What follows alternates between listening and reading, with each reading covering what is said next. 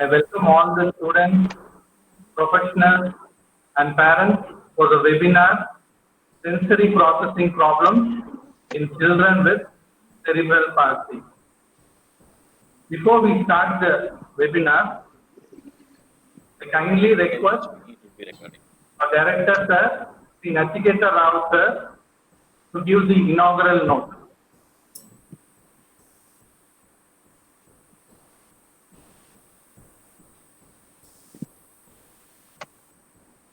Sir, Director Sir, your voice is Thank you, not thank you, audible. thank you. Yes. I have unmuted myself. We Thank you, have sir. to leave.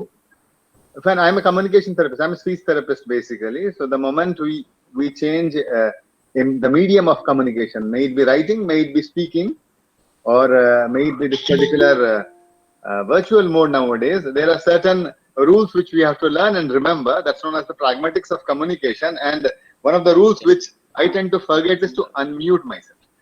So anyways, good that we are starting up this fantastic webinar with a note on communication, which says the title of the webinar is Sensory Processing Problems in Children with Cerebral Palsy. Now, me, you being here, we are here, we know that we are here. आप कैसे ये बोल सकते हैं कि आप हैं? मैं ऐसे ये बोल सकता हूँ कि मैं हूँ, क्योंकि मैं सुन पा रहा हूँ कुछ चीजों को, मैं देख पा रहा हूँ कुछ चीजों को, मैं महसूस कर पा रहा हूँ. Right? So that is the way I realize that I am there. That means there are a set of sensory inputs which actually orient me to the place around me, and it lets me respond to the here and now. So sensory inputs are not just important, processing it is also important. Even everybody saw the apple falling down. It's only Newton who processed it differently. So it's not just sensory inputs. It's the processing of it. I know telling this to a group of occupational therapists would be kindergarten stuff, but still, as a speech therapist, I can say this the best. Now, for children with cerebral palsy, the toughest part is that these children get restricted and they get limited by their incapability or inability to move around. The moment the child doesn't move around and gets restricted to a particular place, the inputs which should be coming in automatically get restricted. If the inputs get restricted, the challenge which the child faces is that he is not aware about the inputs which are coming in and how he should be responding to them. Because of which, he may either show a withdrawal to anything which is new, or may go into a seeking behavior just to engage himself or herself. A child with cerebral palsy, that's why, needs to be dealt out with all the 8 senses. The auditory part also. We all are, the moment we go out, we hear n number of things. We hear a car horn also. We hear animals also. We hear everything. We respond accordingly. I remember, in my college days, there was a hooter horn which came in. So the first time we heard the hooter horn of these bikes, we got so alerted. God knows what is coming in. But later on, it became usual. Similarly, I'm sitting on the East Coast Road. In 2012, when I came in here, the 500cc bikes, the moment they would be rushing in, I would be thinking probably there's going to be an accident. Now these have become a daily affair for us. We know somebody or a group of students would be doing some bike race, especially in the weekend. So we don't get alerted. So our responses actually are dependent upon how we get the inputs and how we process them out. A child with cerebral palsy doesn't get a chance to explore out how this particular sand tastes like, how something else tastes like, how something smells out. What is the joint pressure that would be coming in because of which they have to respond to in a particular way? What is the balance thing? If they stand up, then what is the amount of vestibular integration they have to go through so that they stand up? If somebody is picking them up into their lap, then how they have to respond to, how they have to accommodate to their body. If they have to drive a cycle, how they have to respond to. So the vestibular, proprioceptive, kinesthetic, the auditory, the olfactory, the gustatory, more or less everything. The body is made up of the food which we eat. Now, children with cerebral palsy mostly are given smashed food. And this smashed food, naturally, the child will not be getting exposed to n number of other things which he or she might have put in the mouth because mother served it, and most of them, mother didn't serve it. He or she has picked it up from different places and has put it into the mouth. Because of which the child knows how that particular thing would be tasting out. Now, these would be missing out. Naturally, we need to expose this to children because these are basic things based upon which the higher cognitive functions are based upon.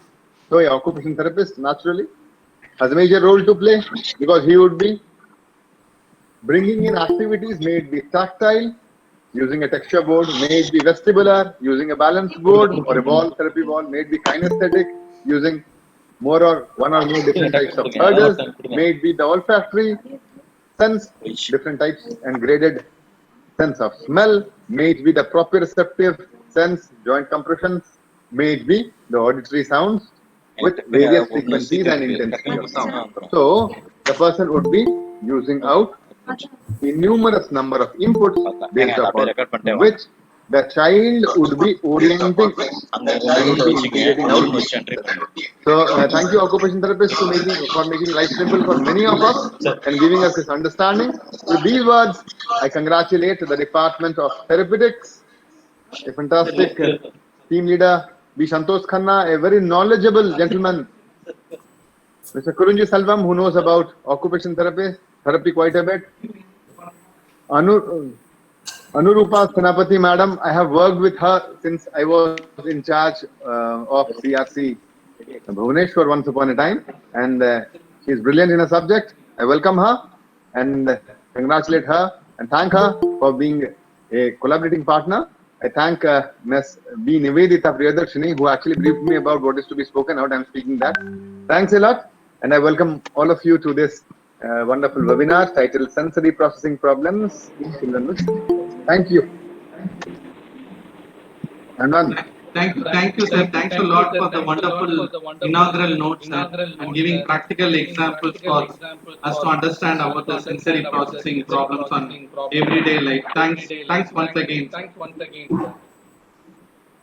Now I kindly request the concept speaker, Sri Santosh Kannan sir, HOD, Department of Therapeutics, NIPMET, to deliver the concept speech. A very good morning to one and all present. It's my honor and privilege being here in this forum. When we go with the topic, when you talk about cerebral palsy is a very important area where all the rehab professionals have their major inputs to deal with. So when we talk about the sensory processing is one important dimension where the occupational therapist will have a very immense role to play with. So I am very happy that this topic has been chosen by our occupational therapy department, and I welcome the resource person, Mrs. Anurupa Senapati madam. I very well know that he is an excellent resource. I just don't want to prolong my talk because you will all be willing and be very eager to hear from her. So I welcome you, madam, and I congratulate the entire team for selecting this wonderful topic and happy learning experiences. Thank you, one and all.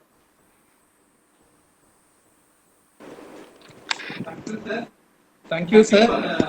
Thank you for the concept speech, sir. Once again,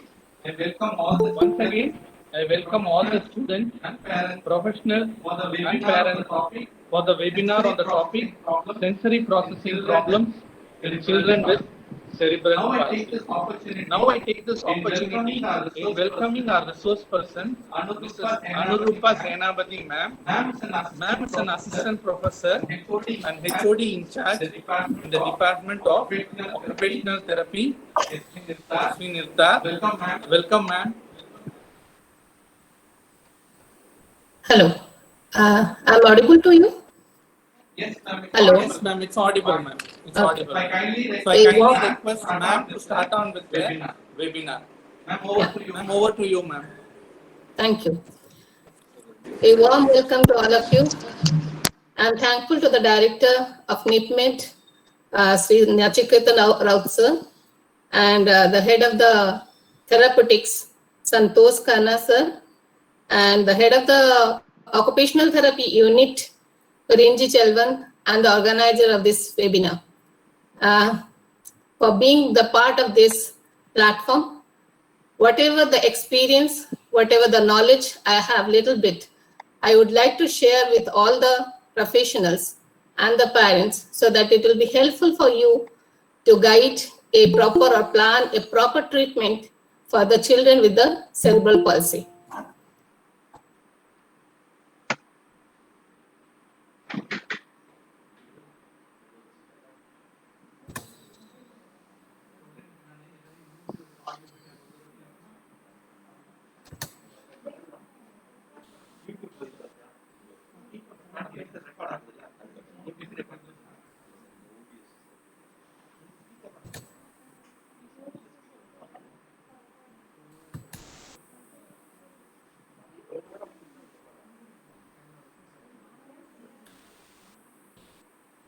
My PowerPoint is visible?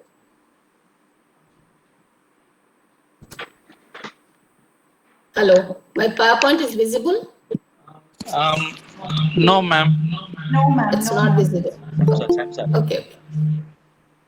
அது நீங்க பேசாத வெளில போயிட்டு பேசுங்க இல்லைன்னா எப்போ கேட்கலாம்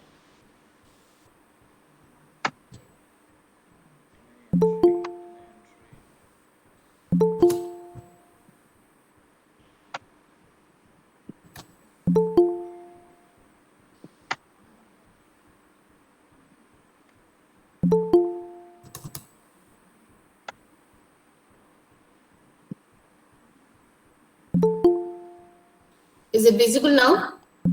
Yes, ma'am. Yes, ma'am. It's visible, ma'am. Okay.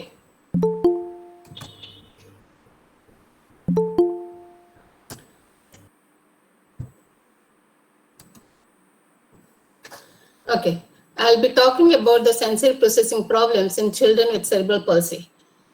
The sensory processing problems is being addressed for these children with the cerebral palsy since many years. And the research is being going on this topic since many decades. But till now, at this point is a debate whether the sensory processing problems are existing with the children with cerebral palsy or not. Till now, till today, if you see many of the therapists, when they handle the children, they usually give therapy based on the neurodevelopmental approach. And the sensory processing problems are always underlying problems in the motor movements as well as their functions. So we have to probe into the depth to find out whether really a sensory processing problems are present in the children with the cerebral palsy or not. There are facts regarding the sensory processing deficit in children with the cerebral palsy. Although the cerebral palsy is often described as a sensory motor disorder, the motor deficit has traditionally been the focus of attention in assessment and treatment. When you look at the cerebral palsy child, that time we usually focus on the motor deficit and we try to evaluate the motor deficit much more as compared to the underlying sensory problems. And also the treatment are usually being focused on the motor deficit. But there are lots of research which says that children with CP or cerebral palsy exhibits deficit in most areas of development, including cognition, language, attention, and sensory processing.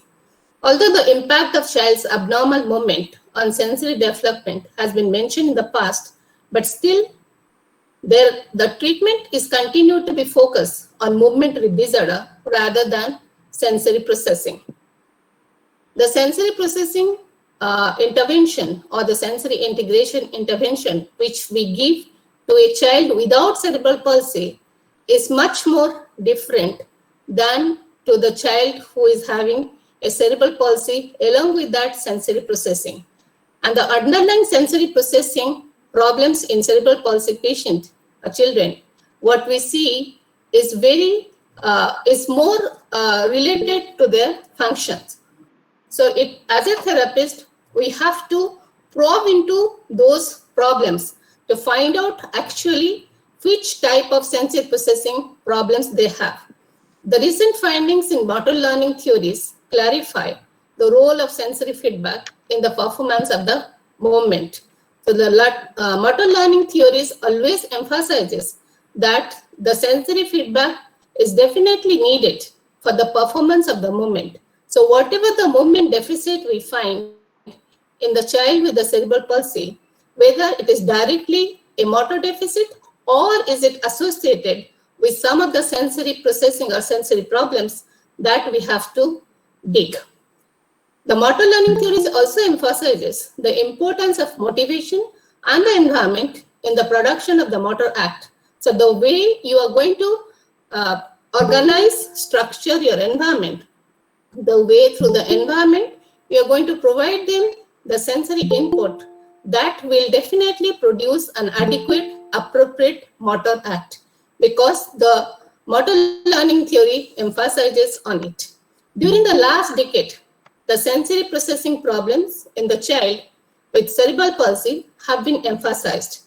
Now, because of this, nowadays, the treatment on the cerebral palsy children, the children having the cerebral palsy, they have focused that the treatment has to be more of client-centered, more of active participation, more of activity-based, rather than passive key point control as per the NDT approach. So when we focus as an active participation, client-centered, and activity-based, not only we are modifying or adapting or structuring our activity based on the sensory input, what we can provide through those activities, along with that, how to guide the motor movements based on the NDT principle, we can give the accurate and appropriate treatment to such children. So what are the types of sensory processing deficit in children with cerebral palsy? Dysfunction. These are the three areas commonly we find that these are the area of the damage in the central nervous system in the children with cerebral palsy. Those are cerebellum, basal ganglia, thalamus, cortex loop, and the pyramidal tract. Cerebellum, all of us know that damage to the cerebellum results in ataxia. And all of us also know that our cerebellum is also a major sensory processing area.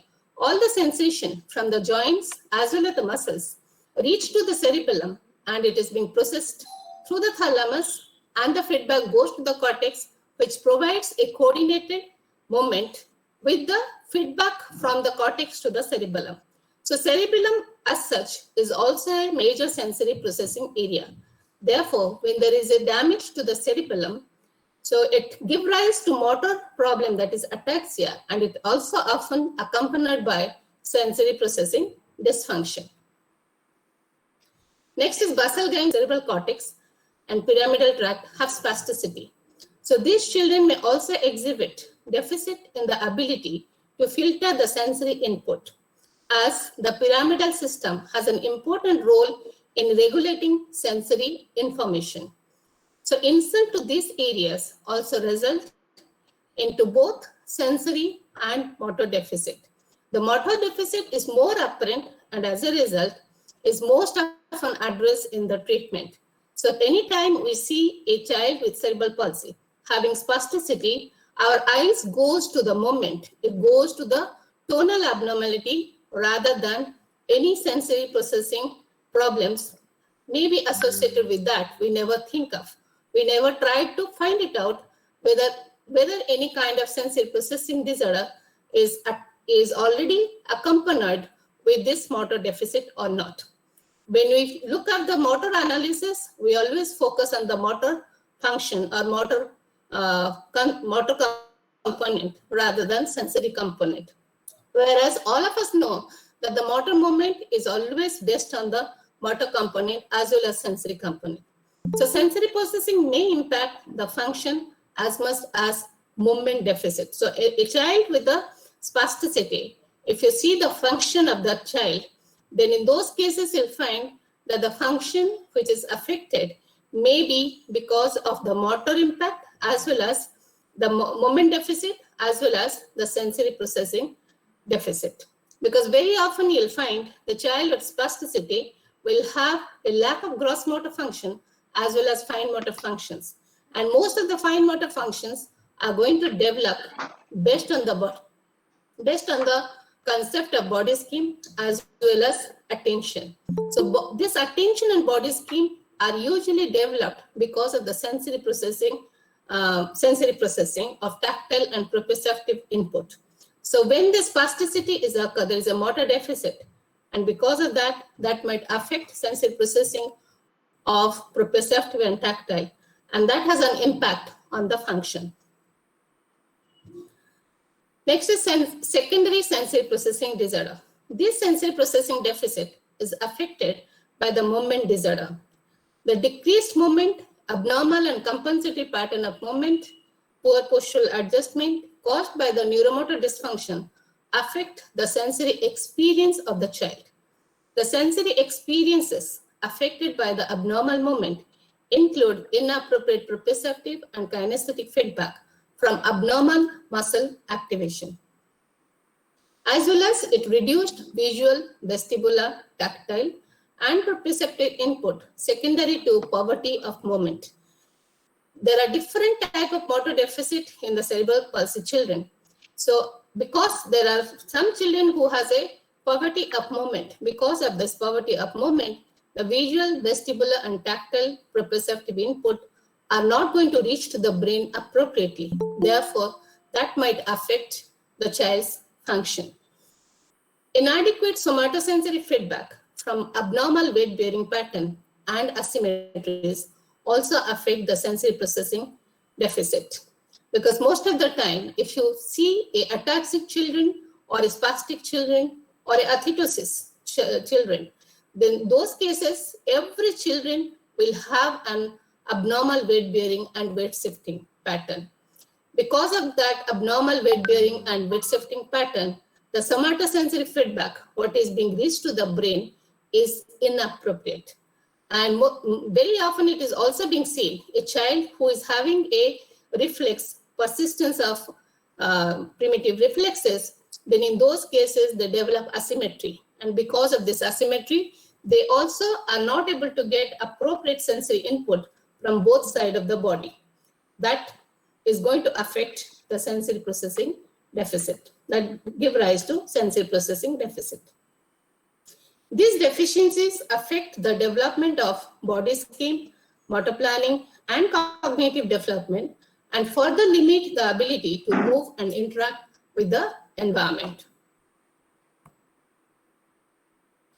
Regardless of the cause of the problems of primary or secondary, the presence of sensory processing deficits affect motor, cognitive, and emotional development, all of which need to be addressed during assessment and treatment of the child with cerebral palsy. The movement problems in the cerebral palsy that affect sensory processing.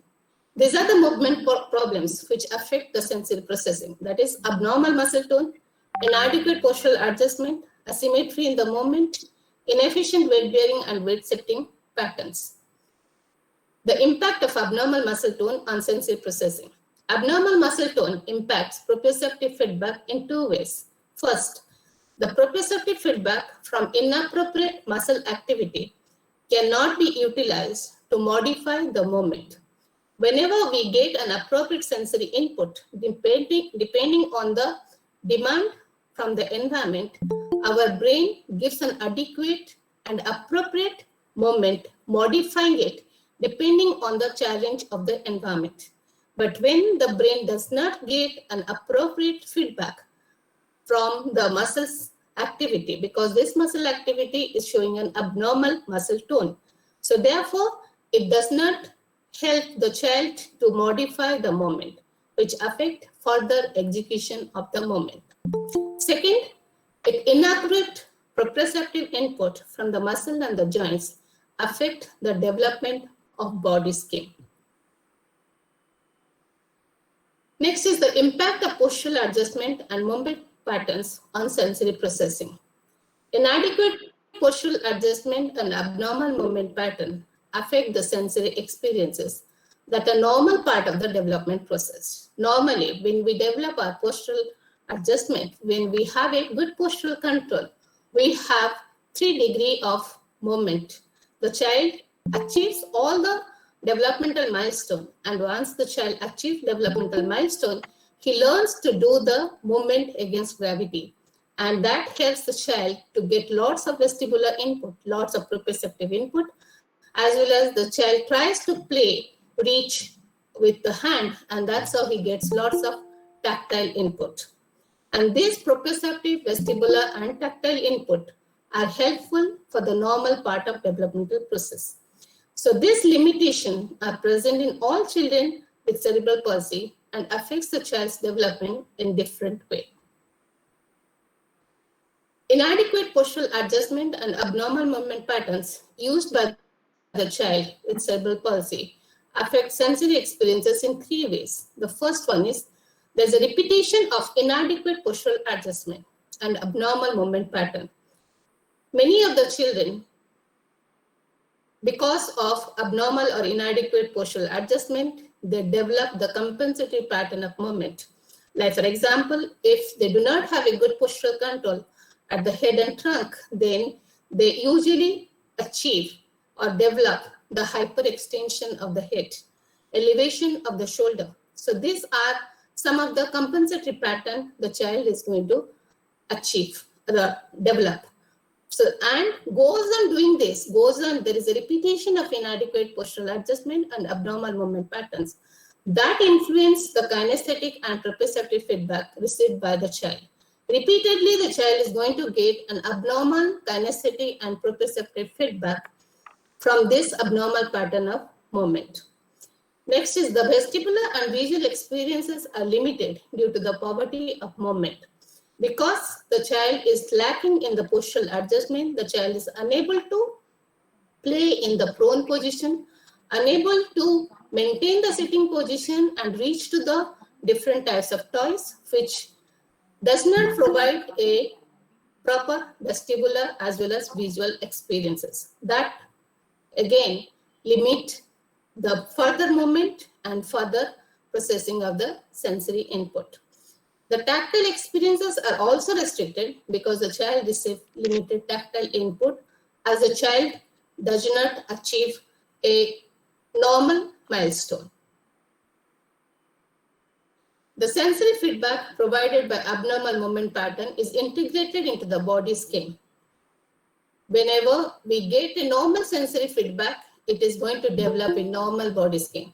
When the sensory feedback is provided abnormally, inappropriately by abnormal movement patterns, so definitely there will be abnormal development of a body scheme. The child is confused about his own body scheme. So that is going to affect the further movements. Proprioceptive, vestibular, and visual are important for the development of relationship between our bodies and space and for the perception of the space. All of us know this. So the development of body awareness in space and perception of space is affected in many of these children. And this is being seen in the form of movement, inappropriate movement. The impact of asymmetry on sensory processing. Asymmetrical movement affects sensory experiences in many ways. Asymmetrical weight bearing affect the tactile proprioceptive input received from both sides of the body. Very often it is seen that the child of a spasticity will take more weight on the affected side and he gets more sensation from the affected side and he does not get the sensation from the unaffected side. So asymmetrical weight bearing affect the tactile and proprioceptive input received from both sides of the body. He does not get appropriate sensory input from both sides of the body. Asymmetrical head position, usually which develops because of the presence of abnormal reflexes that affects the vestibular and visual information received by the child.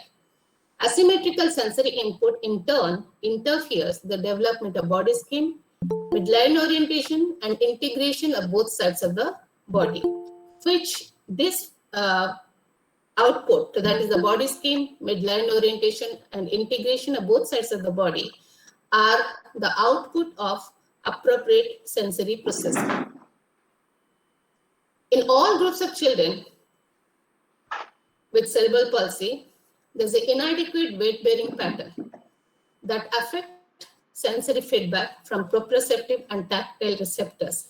Because of inadequate weight-bearing, the joints are not properly aligned, and because of that, they get inappropriate proprioceptive and tactile feedback.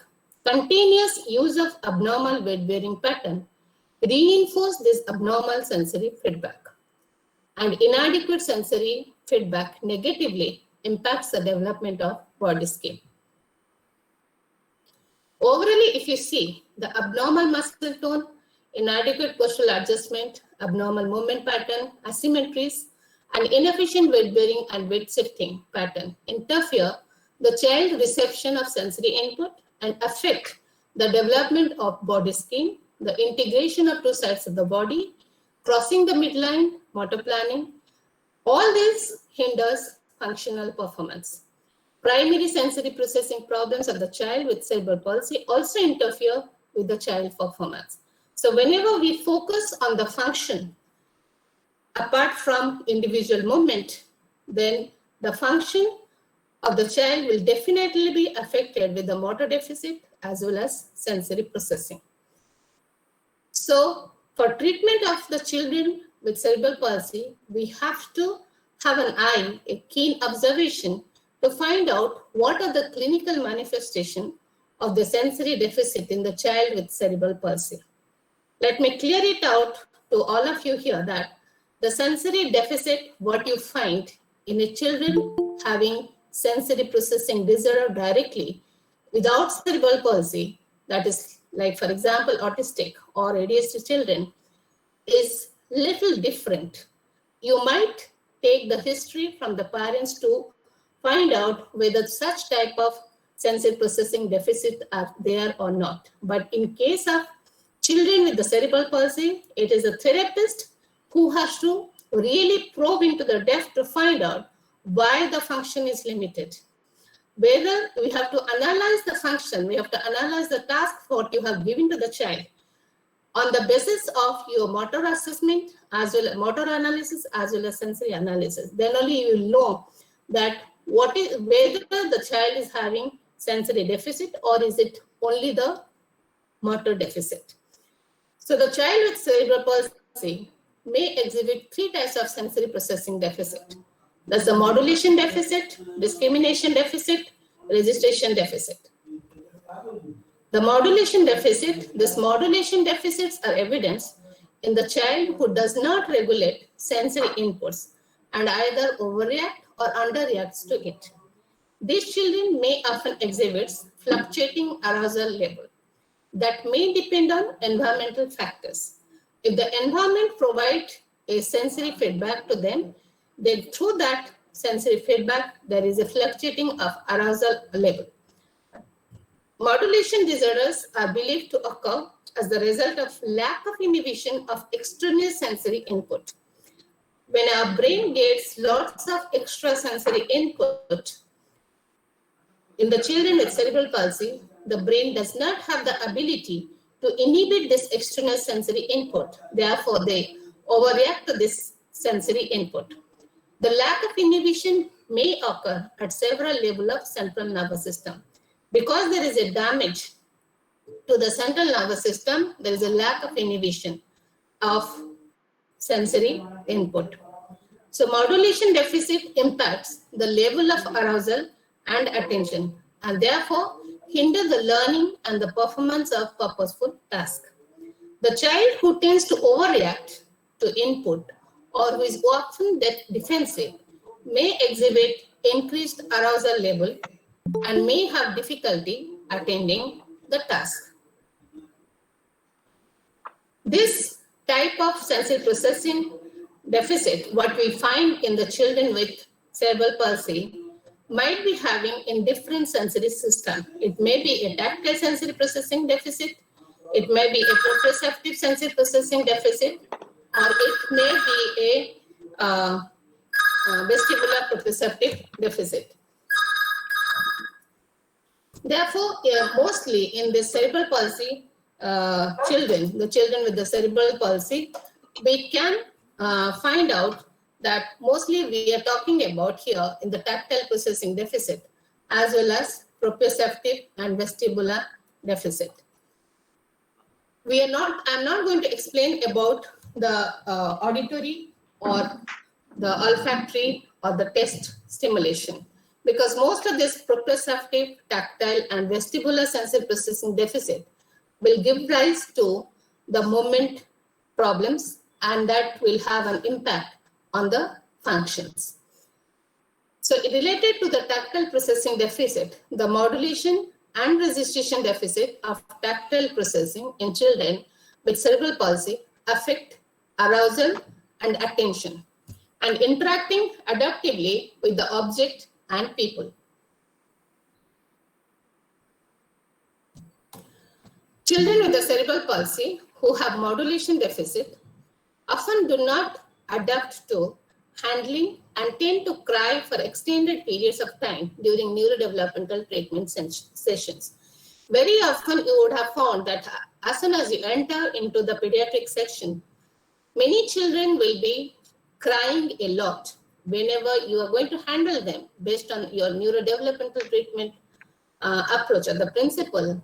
If they have the tactile modulation deficit, then they are unable to adapt to the handling when you are handling the children with the neurodevelopmental treatment.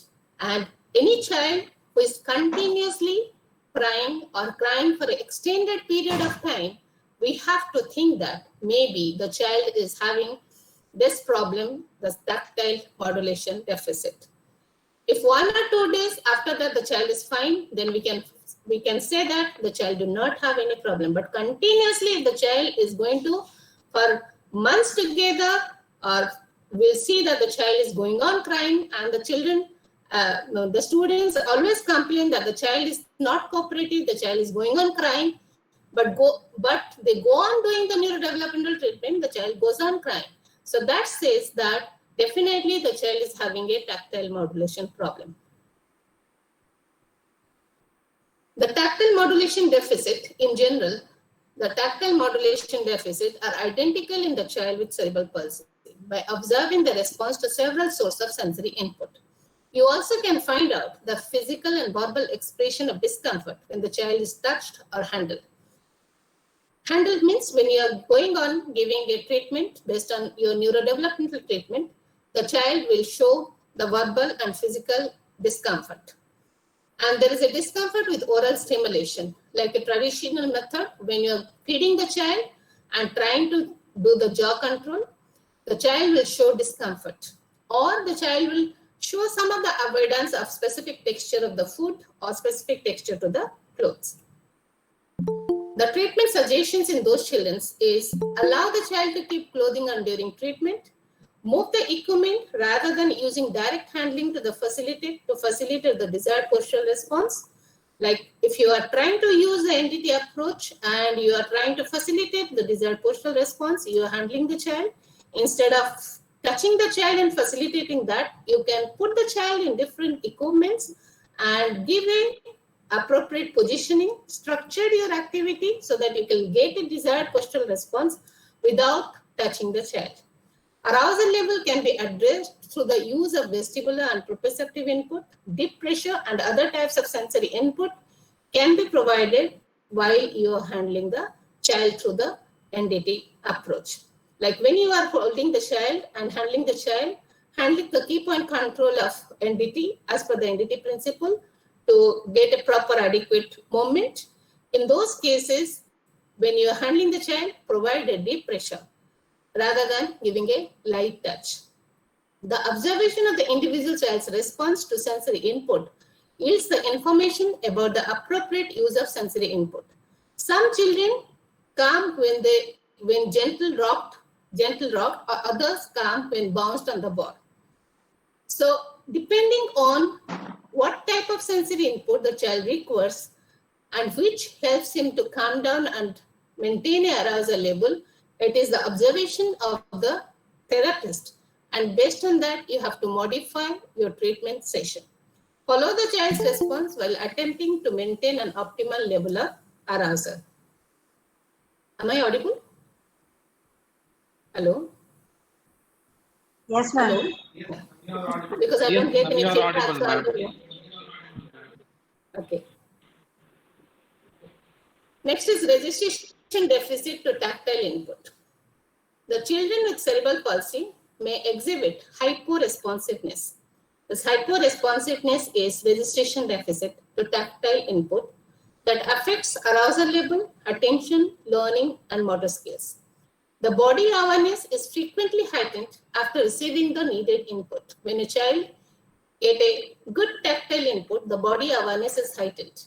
But because of the damage to the brain in the children with cerebral palsy, they lack in the tactile input. And the registration of those tactile input, if it is affected, then his body awareness is definitely affected. So during handling, this may be observed in the child who consistently respond best to facilitation that incorporate deep pressure or proprioceptive inputs.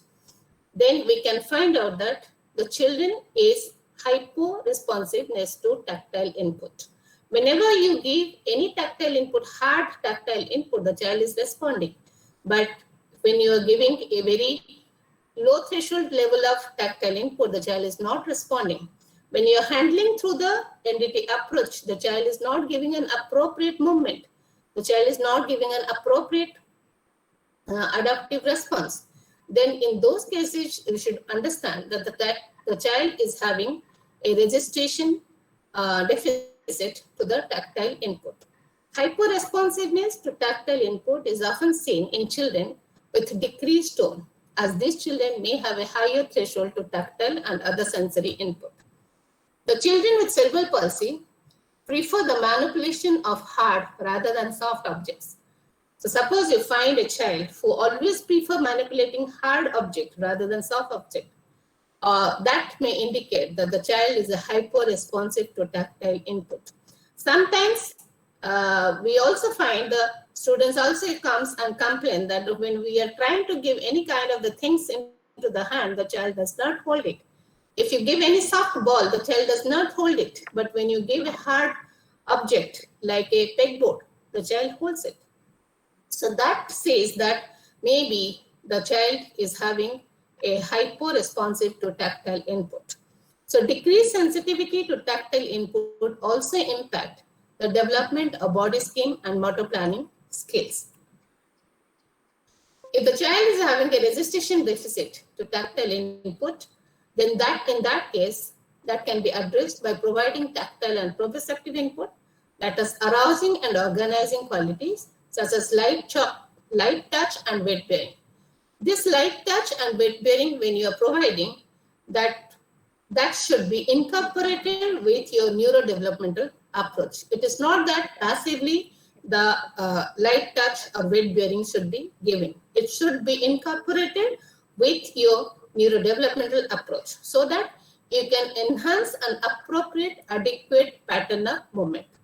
The children with this deficit exhibit a slow response or no response to handling during neurodevelopmental treatment. In some cases, children also respond to by decreasing their fixing pattern and relaxing or reducing their tone in response to activities such as bouncing that provide large amount of proprioceptive input. So when you are going to give bouncing or large amount of proprioceptive input, you will see that these children are going to relax. They are going to, you will see there is a changes in the tone. The postural tone is going to change and the fixing pattern is also going to decrease and become relaxed. The dissociated movement you can enhance by providing them a bouncing type of stimulation when you are handling or when you are using your NDT approach. Tactile discrimination deficit. These deficits are as detrimental to the child's ability to function as movement deficit. So the children with hemiplegia often exhibits tactile discrimination in the entire body, especially the children with hemiplegia. Discriminative sensory deficit are a primary result of cortical damage in the parietal cortices, thalamus, or both of these areas, which is usually affecting the children with the cerebral palsy. In the children with tactile discrimination deficit, increases the severity of the movement problem, as children do not get appropriate feedback from the interaction with objects and the environment. So tactile discrimination can be evaluated by tactile localization, stereognosis, or two-point discrimination. Like in case of modulation or the registration deficit, we have to observe their behavior. Here for tactile discrimination, you can do this test, prophaesthesia, in those whose physical limitation does not hinder. Next is deficit in the proprioceptive and kinesthetic sensation. Proprioceptive feedback from the muscles is affected by the muscle tone. The child with the cerebral palsy exhibits decreased or increased or fluctuating muscle tone, which affects proprioceptive feedback from muscles and the joints. The children with the cerebral palsy exhibit poor position sense, and they're unable to identify the position of their upper extremity. Deficit in kinesthesia are more significant in spasticity and ataxia than in those with fluctuating tone or athetosis. Children with fluctuating tone demonstrated greater error in kinesthesia than those with a normal muscle tone. Clinically, poor proprioceptive feedback may be observed in the child who has poor or slow activation of automatic postural reaction during handling, which is most commonly seen in ataxia.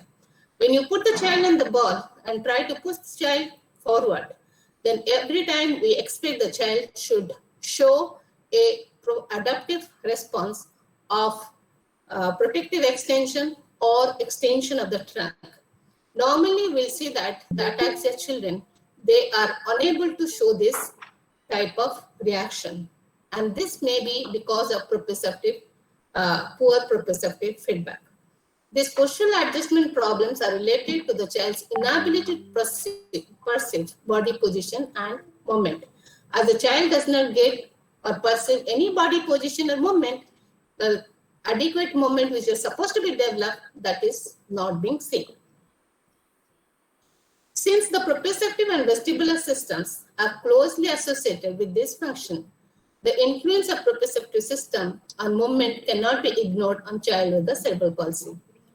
As children with the cerebral palsy have difficulty in utilizing proprioceptive feedback to correct the movement, the treatment of proprioceptive kinesthetic deficit include the use of activities that require weight bearing and resistance. So most of the time, when we are giving a treatment, neurodevelopmental treatment, if a child is having a proprioceptive deficit, then in proprioceptive and kinesthetic deficit, in those cases, weight bearing and the resistance, any activities we are doing, positioning or structuring your activities, structured in such a way that when we are facilitating the movements, handling the key point of control as per the entity, the child has to work his muscles against the resistance. The child has to work his joint against the resistance so that he will get the adequate proprioceptive and kinesthetic sensation. Or the child has to move against gravity. Then only the child will achieve an appropriate and adaptive adequate movement. Vibrating toys can be also utilized to increase the kinesthetic and proprioceptive awareness. Some activities that incorporate proprioceptive kinesthetic input through weight bearing and resistance can also be incorporated. The last sensory system which we are going to deal with is deficit in processing of vestibular input. Children with the cerebral palsy exhibit deficit in processing of vestibular input that are often misinterpreted as movement disorder. Commonly, we say that it is a movement disorder. We never ever think or try to find out, is it because of the vestibular processing deficit or not? But the research says that the 30% of children with spasticity exhibited signs of inadequate processing of the vestibular input. The children with athetosis show hyposensitivity or absent response to the vestibular input. When you see the inadequate processing of vestibular input in the population without cerebral palsy, the child who is having inadequate processing of vestibular input, we diagnose that child that having a vestibular processing deficit when we see that the child exhibits low muscle tone, certain PRN, post-rotatory nystagmus, impaired extension against gravity, impaired bilateral motor coordination, impaired ocular postural interaction during movements, impaired feet forward mechanism, and poor balance and equilibrium reaction. So when we find a child having this, symptoms, we say that the child is having inadequate processing of vestibular input. The child is not a cerebral palsy child. And the child also have a tendency to seek large amount of vestibular input without showing signs of nausea. They go on roaming and roaming and roaming, but they don't get any nausea. They go on doing a rotational movement. But many of these signs are evidence in the movement disorder of the child with the cerebral palsy. Therefore, it says that the children with the cerebral palsy also have a vestibular deficit, vestibular sensory deficit. Therefore, it is important to carefully assess the child's response to movement and gravity to distinguish vestibular processing deficit. Children with the cerebral palsy exhibit two types of vestibular processing disorder, that is modulation deficit and registration deficit. An aversive reaction to movement may also be the product of damage to the inhibitory mechanism that is involved in the modulation of vestibular input. 30% of children with cerebral palsy having hyper-responsiveness to vestibular input. Aversive reaction to the movement is evidenced when the child is moved in space, even when support is provided to the entire body. Very commonly, you would have seen that when you are trying to move the child by providing a full support to the entire body, and when the child takes some of the movement anteriorly or posteriorly, anterior-posterior plane or in the transverse plane, the child shows a aversion reaction. If entire body is being supported, then why the child will show any aversive reaction? Child should not show any aversive reaction because the child's body is supported. So if a child is taking the vestibular input processing properly and the adequate movement the child was going to do, that is being supported by the child is not able to do this adequate movement because there's a deficit in the motor deficit. And in that case, the entire body is supported, the child should not show any aversive reaction. But when the child shows such type of aversive reaction, when the body is being provided, the entire body is provided, support is provided, and at the same time, you're trying to do some of the movements which is going to facilitate or provide the stimulation, vestibular stimulation, the child shows the aversive reaction to that movement.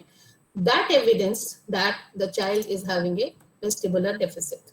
So vestibular modulation disorder also include gravitational insecurity. It is often observed in the child with cerebral palsy that include fear, when moved, lifted in space, and fear of open spaces. So the children often exhibit this behavior when placed on the treatment ball. So normally when you put the cerebral palsy child into the ball, you will find the child will show some kind of behavior as if he's very scared. Normally these signs are often interpreted as inadequate postural control in terms of movements. And we say that the child is not experienced to such movements, that's why the child is showing these movements. But if the same type of behavior is continued to be for days together, weeks together, or months together, then in those cases, we come to a conclusion that it is not that the child is not having a postural control or the child is not experienced with the moment. We have allowed child to experience this moment, but still the child is not, but still then the child is type of behavior. The child is not modulate the stimulation what is going to this activity. And this behavior can interfere with the child's progress because limitation handling alternative. Unless you think in that line that maybe the child is having a processing deficit and we have to probe into it, then the handling technique what you're using as per the entity, you're not going to alternate it. You're not going to change it. In those cases, the progress in the child. If you change your handling technique, in keeping in view of principles of entity as your sensory processing, and it should be prevented during the treatment. This decreased response to linear movement can be used as diagnostic tool as its absence is associated with the vestibular processing. When you are giving a linear movement to the child, both extensor as well as flexors, tone has to be increased, which is going to provide a postural tone for the trunk. And that postural trunk will help the trunk to maintain a proper alignment that should be extended, not excessive extension, not excessive flexion. That should be balanced. That should be the adaptive response of the linear movement. So when you're providing linear movement and you don't get this type of adaptive response, then you should think that the child might be having hyper responsiveness to the vestibular stimulation. The children who are hyper-responsive to vestibular input may also exhibit decreased arousal level, and that can be improved by providing vestibular input. The impact of input on the child's behavior. When you're giving a vestibular input, how do you know that my vestibular input is helping the child in developing? Then you can observe that the child's affective response, the emotion of the child is changed. The child is not fearful. The child is happily doing the movement. The child is able to execute the adaptive movement, what you desired movement, what the therapist actually wanted. The child's alertness will be better, and motorically you will find the child's muscle tone. The postural muscle tone is going to develop. The fixation or the asymmetry, which is already developed, that can be seen that is decreasing, and the core muscles are going to develop. The core muscles, as per the NDT principle, that is going to develop. Co-contraction is going to develop, so that you can feel, that you can see in the child's behavior. During the treatment, it is important to be aware of the possibility of reinforcing the abnormal pattern and increasing tone. When you provide the vestibular input, sometimes it also happens that you are going to reinforce the abnormal pattern, and that abnormal pattern will try to increase the tone. So while providing vestibular input on the ball or on the swing, that time you are giving in a hammock swing and trying to develop the extensor group of muscles, which can enhance for achieving your sitting. But at the same time, we have to see that the abnormal pattern is not being reinforced by providing a vestibular input. You have to get a co-contraction. You have to develop the core muscles rather than that time you are giving in a hammock swing and trying to develop the extensor group of muscles. As from the beginning I said, the sensory processing disorder of a child without cerebral palsy and with the cerebral palsy is having a different observation. So you should be well versed in the clinical manifestation of sensory processing disorder in the children with the cerebral palsy. That will help you to develop a good planning of treatment in taking into consideration your NDT approach or neurodevelopmental treatment as well as sensory integration intervention. Nowadays, if you go through all the literatures, you will find the treatment of cerebral palsy, treatment of children with cerebral palsy focused on the client-centered, activity-based, active participation. So all this is the child, you can enhance the active participation only when you structure the environment. Only when you provide the appropriate sensation what the child wants or what the child's brain wants, and which will be helpful for I kindly request if participants have any doubts, you can just put forward the question to ma'am.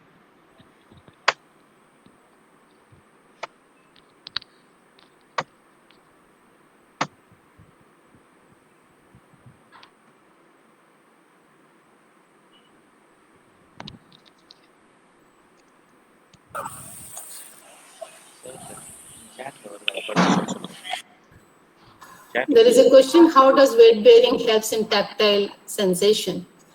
When you do a weight bearing, in case of cerebral palsy children, you not only weight bearing is when you are going to handle your body parts is going to touch the floor, and by that you are going to give a tactile input. At the same time, when your joints are aligned, you are going to give a proprioceptive input. So weight bearing does not only provide the proprioceptive input, it also provides a tactile input. That's why we also say at the age of 5 months to 6 months, when the child goes into the prone position, the child's body schema is going to develop. And that is why in this position, the prone on elbows or prone on pivot position, the child is going to take many sensory input on the forearm and the proprioceptive input from the elbows and the shoulders as well as hip. And the child is in the prone position, the child takes all the sensation from the body. So that's how this body schema is going to develop. So weight bearing will definitely help in providing this type of tactile stimulations. Ma'am, there is another question in the chat box, ma'am. They've asked, is there any standardized tool for assessing? There is no standardized tools, but the Arnab Lynch and their group who has developed this sensory integration intervention in the cerebral palsy, they have given a list of what you can do this both observation to find out the sensory processing deficit in the children with cerebral palsy. With this short period, I could not include all those things because this is like we should have evaluated procedure, what are the points to be evaluated. But with this short period, I could not include all those things. But there's a list of observations what you can do as per the Arnab Lynch and team. Hello. Hello.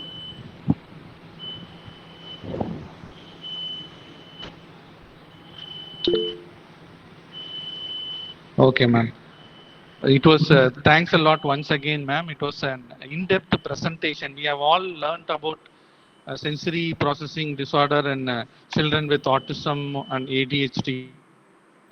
So this is actually an eye-opener webinar for us to learn what are all the various sensory problems the children with cerebral palsy have. So you had clearly told the causes for these sensory processing issues and what are all the factors that impact, and also what problems it can lead to, basically body scheme issues, body awareness issues, and also you had clearly enlightened on clinical manifestations and deficits in various proprioceptive, kinesthetic and vestibular system issues and impact of the sensory processing deficits. So it was very useful and informative webinar. Thanks a lot once again, ma'am. Thank you. Thank So you. I just take this opportunity once again in extending my thanks to our director, sir, Sri Nachiketa Rao, sir, who had given permission to go ahead with our webinar, which was very informative. And I also thank our HOD, Department of Therapeutics, Sri Santosh Kannan, sir, and also most importantly, the resource person, Mrs. Anupama Senapati, ma'am, and also our head of unit, Sri Kurunji Selvan, sir, and also the organizer of this webinar, Sri Nivedita Priyadashni, clinical occupation therapist, and NIFMED. Last but not least, I thank all the students, professionals, and parents who had participated in this sensory processing problems and were made a great success. Thank you, one and all. Thank you.